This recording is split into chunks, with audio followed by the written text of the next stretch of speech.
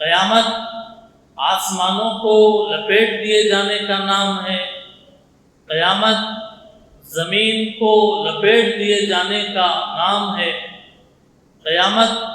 پہاڑوں کو ان کی جگہوں سے اکھاڑنے کا نام ہے، قیامت چاند اور سورج کو آسمان کے اندر سے نکال کے بے نور کر دیے جانے کا نام ہے، قیامت اس عظیم اسرافیل علیہ السلام کے سور کا نام ہے کہ جس سور کے پھونکے جانے کے بعد اور جس سور کی دہشتناک، ہیبتناک، مہیب اور خطرناک آواز کے بعد انسانوں کے سینے پھٹ جائیں گے اور مارے دہشت کے سارے انسان مر جائیں گے۔ قیامت اصل میں اس کو کہتے ہیں جس کو قرآن کریم میں پارے 30 کے اندر کہا گیا اذا الشمس كورت، جب سورج کو بے نور کر دیا جائے گا،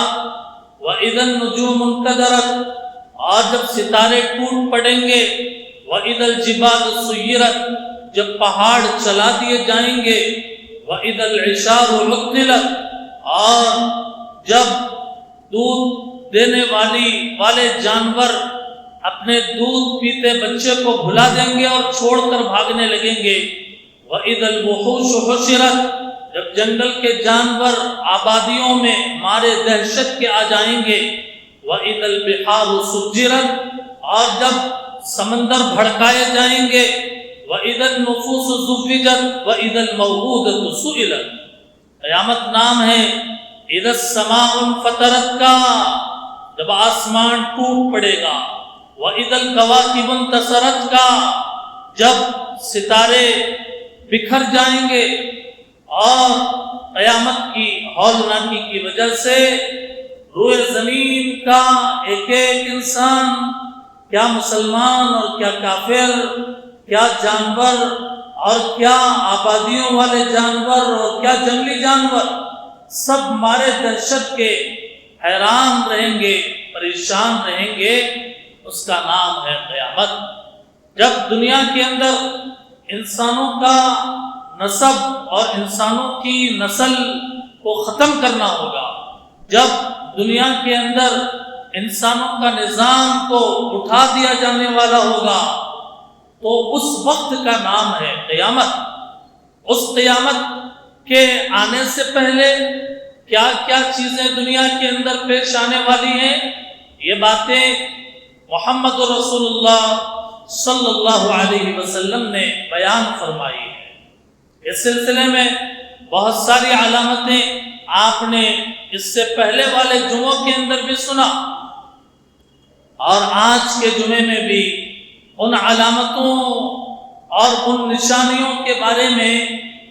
جو حضور کی پیش گوئی ہے اور پیشن گوئی ہے،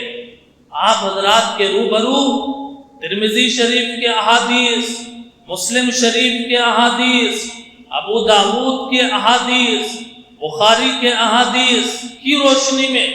عرض کرنے کی کوشش کی جائے گی۔ اللہ کے نبی علیہ السلام کا ارشاد ہے، حضرت ابو ہریرہ رضی اللہ تعالیٰ عنہ فرماتے ہیں، حضور نے فرمایا اعمال صالحہ کرنے میں جلدی کرو، نیک اعمال کرنے میں جلدی کرو، ان فتنوں کے آنے سے پہلے جو رات کے اندھیرے کی طرح فتنے ہوں گے، جو رات کے تاریکی اور اندھیرے کی طرح دنیا کے اندر فتنے، گمراہ راستے، گمراہ طریقے پوری دنیا میں پھیلے جانے سے پہلے تم نیک کام کرنے میں جلدی کرو۔ اتنے خطرناک، ہیبتناک اندھیرے فتنے کہ جیسے اندھیرے کے اندر یہ پتہ نہیں چلتا ہے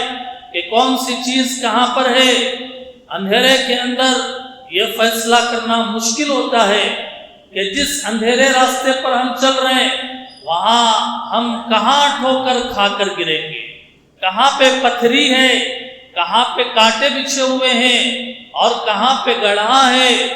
جب تک روشنی کا سامان نہیں ہوگا، جب تک روشنی کا انتظام نہیں ہوگا اس وقت تک آدمی اندھیرے میں بھٹکتا رہے گا، اسے راستہ نہیں ملے گا۔ بالکل اسی طریقے سے اللہ کے نبی علیہ السلام نے فرمایا، اندھیرے کی طرح جب فتنے آئیں گے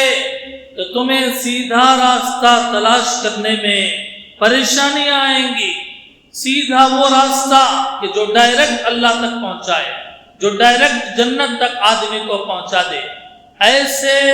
فتنوں کے آنے سے پہلے تم نیک کام کرنے میں جلدی کرو۔ اور پھر اللہ کے رسول نے فرمایا، فتنے اتنے سخت ہوں گے، فتنے اتنے ہیبتناک ہوں گے کہ آدمی صبح ایمان کی حالت میں کرے گا، لیکن شام ہوتے ہوتے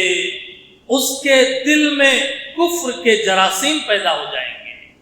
آدمی شام ایمان کی حالت میں کرے گا اور صبح ہوتے ہوتے آدمی کے دل میں کفر کے جراثیم پیدا ہو جائیں گے، ایمان خطرے میں آ جائے گا۔ اللہ کے نبی نے فرمایا کہ آدمی اپنے دین کو دنیا کے بدلے میں بیچ ڈالے گا۔ یہ فتنے انسانوں کی شکل میں بھی برپا کیے جاتے ہیں، یہ فتنے گمراہ خیالات،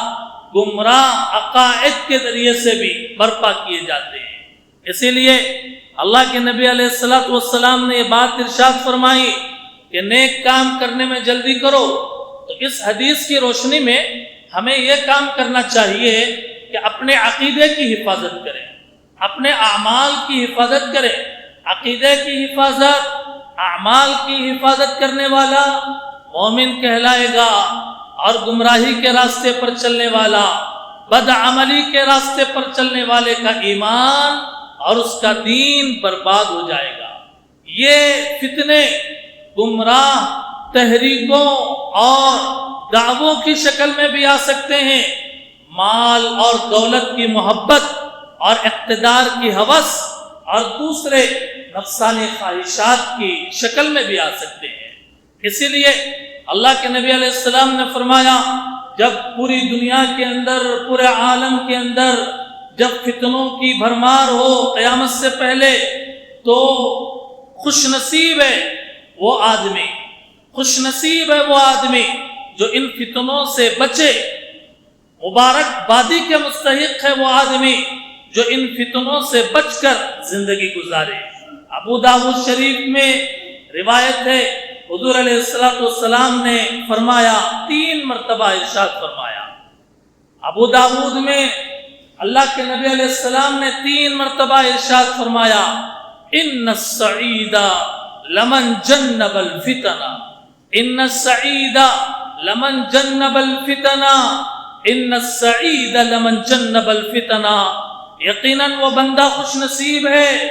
جو فتنوں سے محفوظ رکھا گیا، جس کی فتنوں سے حفاظت کی گئی، وہ بندہ خوش نصیب ہے۔ اسی لیے اللہ کے نبی باوجود نبی ہونے کے، باوجود رسول ہونے کے دعا کرتے تھے۔ کیا دعا کرتے تھے؟ اللہم انی اعوذ بک من الفتن ما ظہر منها وما بطن۔ اے اللہ مجھے فتنوں سے بچائیے،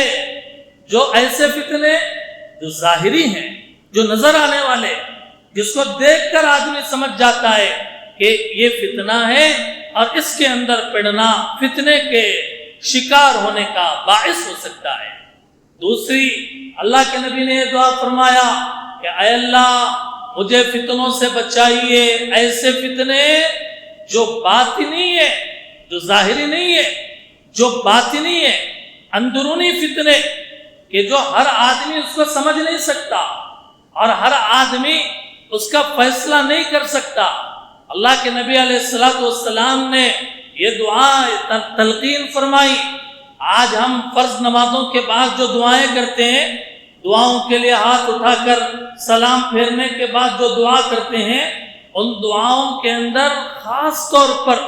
یہ دعا کی جاتی ہے، اللہم انی اعوذ بک من الفتن ما ظہر منها وما بطن۔ اے اللہ مجھے فتنوں سے بچائیے، ظاہری فتنے بھی اور باطنی فتنے بھی۔ ظاہری فتنوں سے بھی اللہ کی پناہ مانگے اور باطنی فتنوں سے بھی آدمی اللہ رب العزت کی پناہ مانگے۔ اسی لیے خوشخبری سنائی اللہ کے رسول صلی اللہ علیہ وسلم نے کہ وہ بندہ خوش نصیب ہوگا جو فتنوں سے محفوظ رکھا گیا۔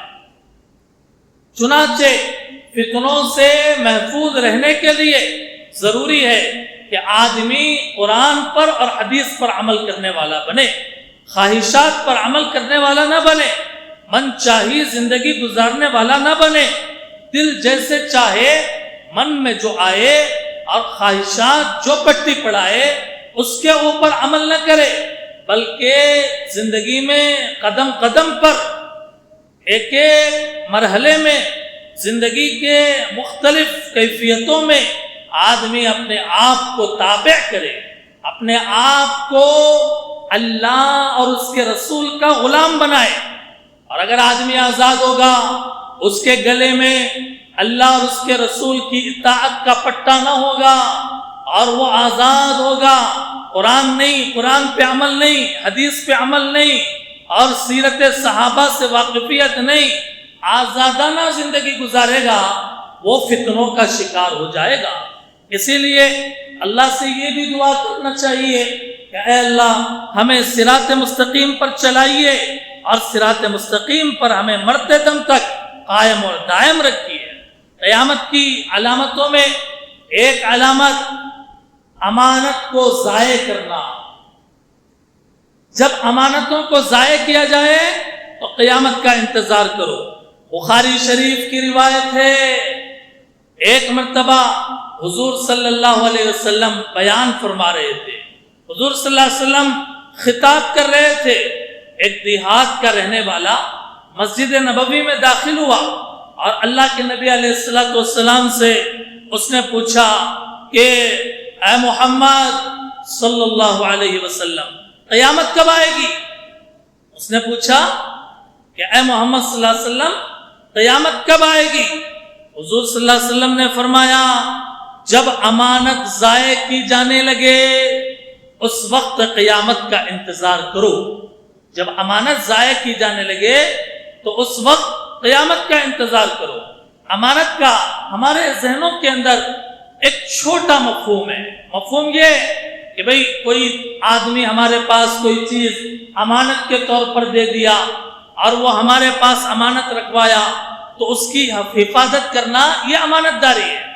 ہمارے ذہنوں کے اندر، لوگوں کے ذہنوں کے اندر اس کا مفہوم یہ کہ کسی آدمی نے کچھ رقم یا کوئی چیز حوالے کی اور کہا کہ یہ آپ کے پاس امانت ہے، رہنے دیجیے، تو اب یہ بھی امانت کا مفہوم ہے۔ امانت کا مفہوم عربی میں اس سے کہیں زیادہ وسیع ہے۔ امانت کا مفہوم اتنا وسیع ہے کہ آدمی کی ذات سے لے کر ملکی سطح پر عالمی پیمانے تک امانت کی شاخیں پھیلی ہوئی ہیں۔ آدمی اپنے اعضاء کا امین ہے، آدمی اپنی اولاد کا امین ہے، آدمی بڑا ہونے کے اعتبار سے اپنے رعایا کا امین ہے۔ آدمی کو جو ذمہ داری دی گئی اس ذمہ داری کو ادا کرنے میں وہ امین ہے۔ اب اسے چاہیے کہ وہ اپنی ذمہ داری کو اچھے انداز میں انجام دے، حتیٰ کہ ملکی سطح پر، اقتدار کی سطح پر اگر کوئی عہدہ مل گیا، کوئی گورنر بن گیا اور کوئی اپنے محلے کا، اپنے شہر کا یا سیاسی اعتبار سے جس کو کوئی عہدہ مل گیا، وہ امانت ہے اس کے پاس، اپنی ذمہ داری کو ادا کرنا امانت ہے۔ اور جب امانت کو کھلے عام ضائع کیا جانے لگے، اللہ کے رسول نے فرمایا اب قیامت کا انتظار کرو، اب قیامت آیا چاہتی ہے۔ قربان جائیے اس دیہات کے رہنے والے صحابی پر جو حضور صلی اللہ علیہ وسلم کی مجلس میں آ کر سوال کر رہے ہیں کہ قیامت کب آئے گی۔ حضور اس کا جواب دے رہے ہیں جب امانت ضائع کی جانے لگے تو قیامت آئے گی۔ اس دیہات کے رہنے والے نے پھر سوال کیا، نبی صلی اللہ علیہ وسلم سے پھر سوال کیا، پوچھا کہ حضور امانت کیسے ضائع کی جائے گی؟ امانت کیسے ضائع کی جائے گی؟ حضور صلی اللہ علیہ وسلم نے فرمایا جب معاملات نااہلوں کے سپرد کیے جانے لگے، جب ذمہ داریاں نااہلوں کے سپرد کیے جانے لگے تو قیامت کا انتظار کرو۔ حدیث کے الفاظ ہیں اذا وسد الامر الى غیر اہلہ، جو اہل نہیں ہے اس کو جب معاملات حوالے کیا جائے، اب اس کے اندر اتنی وسعت ہے کہ ملک حوالے کیا جائے، سیاست حوالے کی جائے، غیر اہل، نااہل اور ذمہ داریاں نااہلوں کے حوالے کیا جانے لگے، امانت ضائع، اور جب امانت ضائع تو اب قیامت کا انتظار کرو۔ اسی لیے اللہ کے نبی علیہ الصلوۃ والسلام نے ایک حدیث کے اندر ارشاد فرمایا، امت کے اندر جب 15 خرابیاں پیدا ہو جائیں گی، امت میں جب 15 قسم کی خرابیاں پیدا ہو جائیں گی تو امت پر مختلف طرح کے عذاب آئیں گے۔ 15 ایسی چیزیں کہ وہ 15 چیزیں جب امت کے اندر پیدا ہو جائیں گی تو بھیانک، خطرناک اور انتہائی دہلا دینے والے عذابوں کا سامنا کرنا پڑے گا۔ حدیث کے اندر آیا کہ وہ عذاب کیا ہوگا، وہ حیران کن حالات کیا ہوں گے، فرمایا سرخ آندھیاں چلیں گی، سرخ طوفان چلیں گے، شدید زلزلے آئیں گے، زمین کے اندر بھوچال آئے گا اور آدمیوں کو زمین میں دھنسا دیا جائے گا، صورتوں کو مسخ کر دیا جائے گا، آسمان سے پتھر برسیں گے۔ ان کے علاوہ خداوندی قہر کے جلال کی نشانیاں جو لگاتار آئیں گی، پے در پہ آئیں گی۔ 15 خرابیاں، 15 برائیاں جب امت کے اندر علی العموم پیدا ہو جائے تو پھر یہ ہوگا جو اللہ کے نبی نے فرمایا، زلزلے، طوفان، زمین میں دھسا دیا جانا، آدمیوں کے صورتوں کا مسخ کیا جانا اور آسمان سے پتھروں کا برسنا، اور پھر اس کے بعد زلزلوں اور عذاب، اللہ تعالیٰ کے عذاب کی کیفیت یہ ہوگی، حدیث کے اندر کہا گیا جیسے ایک تسبیح ہوتی ہے، اس کا ایک دھاگا اگر کاٹ دیا جائے، جیسے تسبیح کے دانے دھڑا دھڑ ایک کے بعد ایک گرنے لگ جاتے ہیں اور زمین میں پھیل جاتے ہیں، اللہ تعالیٰ کا قہر زمین پر ایسے برسے گا۔ فرمایا 15 طرح کی خرابیاں، 15 طرح کی برائیاں۔ پہلی خرابی اور پہلی برائی، جب مال غنیمت کو ذاتی دولت بنایا جانے لگے، جب مال غنیمت کو ذاتی پراپرٹی بنائے جانے لگے، مال غنیمت کہ جس کے اندر سارے مسلمان غربا کا، فقراء کا، مجاہدین کا حصہ ہوتا ہے، جب غنیمت کو ذاتی پراپرٹی بنائے جانے لگے، ایک خرابی۔ دوسری خرابی، لوگ زکوٰۃ خوش دلی سے ادا نہ کریں بلکہ تاوان سمجھے، زکوٰۃ دیتے ہوئے دل کے اندر بوجھ آ جائے، بوجھ محسوس ہو، جیسے نماز پڑھتے ہیں تو بوجھ محسوس نہیں ہوتا، لیکن جیب سے جب زکوٰۃ نکالے گا آدمی اس کو اپنے لیے تاوان سمجھے گا۔ اور تیسری خرابی، دین کا علم دنیاوی منافع اور مقاصد کے لیے حاصل کیا جانے لگے۔ چوتھی خرابی، لوگ بیویوں کی تابع داری کریں۔ اور پانچویں خرابی، ماؤں کی نافرمانی کی جانے لگے اور بیویوں کی تابع داری کی جانے لگے۔ چھٹے خرابی، دوستوں کو گلے لگایا جائے، دوستوں کو، یاروں کو، کلاس میٹوں کو، محلے کے نوجوانوں کو، اپنے عزیزوں کو، دوستوں کو اپنے گلے لگایا جائے۔ ساتویں خرابی، باپ کو دھتکار دیا جائے، باپ کے ساتھ بدسلوکی کی جائے، اور 8ویں خرابی مسجدوں میں آوازیں بلند کی جانے لگے، مسجدوں میں شور اور شغب کیا جانے لگے، اور 9ویں خرابی قبیلوں کی سیادت و قیادت فاسقوں اور فاجروں کے ہاتھ میں دے دی جائے کہ قوم کا لیڈر وہ آدمی بنایا جائے کہ جو سب سے زیادہ گنہگار ہے، سب سے زیادہ فاسق ہے، سب سے زیادہ بدکار ہے۔ یہ خرابی جب امت کے اندر پیدا ہو جائے۔ نمبر 10، قوم کے ذمہ دار وہ ہوں جو ان میں سب سے زیادہ کمینے ہوں۔ نمبر 11، شریر آدمیوں کی شرارت اور شیطنت کے خوف سے ان کا اکرام اور اعزاز کیا جائے۔ آدمی کا اکرام، اس کا ادب اس کے ذاتی خوبی کی وجہ سے نہ ہو، بلکہ اس کی شیطنت سے، اس کے فساد سے، اس کے نقصان سے بچنے کے لیے جب اس کا اکرام کیا جانے لگے اور اس کا اعزاز کیا جانے لگے۔ 12ویں چیز، گانے والیوں کی کثرت ہو جائے، گانے والیوں کی کثرت ہو جائے، سنگروں کی کثرت ہو جائے۔ اور 13ویں چیز، باجے گاجوں کی کثرت ہو جائے، باجے اور گاجے کی کثرت ہو جائے، ڈھول پیٹا جانے لگے، اور غیر تو غیر مسلمان بھی ڈھول پر ناچنے لگے، مسلمان نوجوان بھی ڈھول پر، ڈی جے پر جی تھرکنے لگے اور رقص کرنے لگے، شادی کے عنوان پر، ولیمے کے عنوان پر، خوشی کے عنوان پر۔ جب اس کی کثرت ہو جائے، گانے کی کثرت ہو جائے، باجے گاجوں کی کثرت ہو جائے، اور 14ویں چیز، شراب عام ہو جائے، شراب پی جانے لگے برسر عام، مسلمان اس کی بھی پرواہ نہ کرے کہ میں مسلمان ہوں، بلکہ وہ دھڑلے سے شراب کا عادی ہو جائے، کھلے عام شراب پی جانے لگے۔ اور 15ویں چیز فرمایا، امت میں بعد میں آنے والے لوگ پہلے والے لوگوں پر لعن طعن کرے، بعد میں آنے والے لوگ پہلے والے لوگوں کو برا بھلا کہیں، انہیں گالیاں دیں،